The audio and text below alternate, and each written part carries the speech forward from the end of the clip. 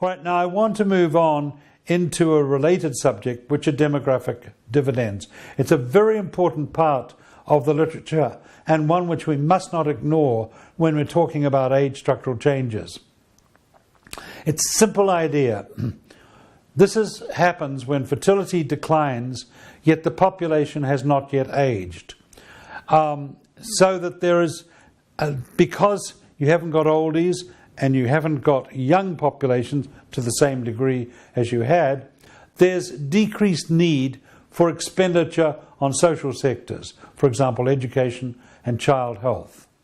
This is when dependency ratios are low, and I've defined a dependency ratio which you can pick up when you read these notes later on. Economists prefer support ratios, the working population to the non-working.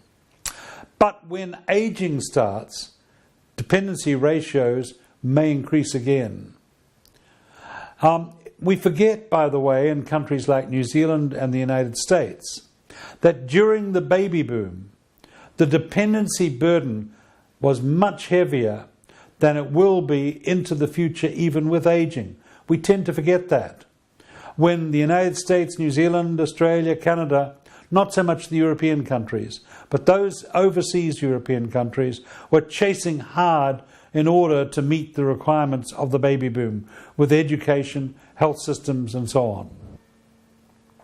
Now, as I mentioned already in this series, if the first dividend is well managed, then we can have a second and more sustained dividend which coincides with aging. This then leads into national transfer accounts.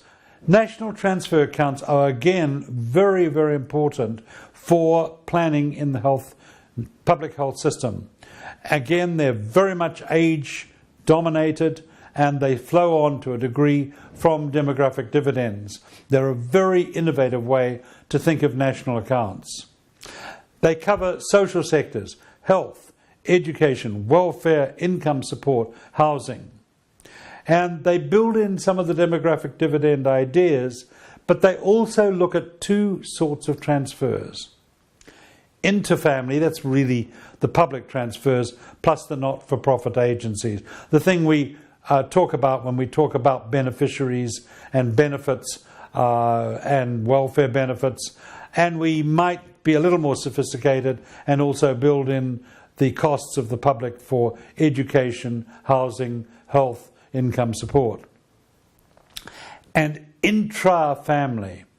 Now, intra-family are the transfers that flow within a family, from older generations to younger, from younger generations to older, from one part of a family to another and so on, to help with housing, to help with university, to help with schooling, to help with all sorts of things. In fact, really, as they say in English, there's no free lunch. Even free education, public education, still costs the family money. They've got to pay for pencils for the children, pads, you may have to pay for school trips and all sorts of things like that.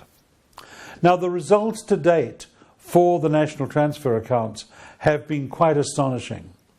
They've been done in Asia, across much of Latin America, and in developed countries. Intra-family transfers in every study exceed inter. In other words, the real benefit support comes from within families more than the public purse. And people who complain about benefits in the society should think about that. For example, if someone in your family is taken from your region to a capital region, say to a tertiary hospital, a more advanced and more multidisciplinary hospital, it'll actually cost the family money because they've got to go and visit that person. They may have to support some elements of the transfer, the mobility that's involved, and so on. The other thing that's interesting is often the transfers are from the elderly, to the middle-aged, and these may exceed other directions. A very good example is Japan, and in the French studies, this is particularly marked. For example, one of the things they did in the French study was to look at things like childcare after school.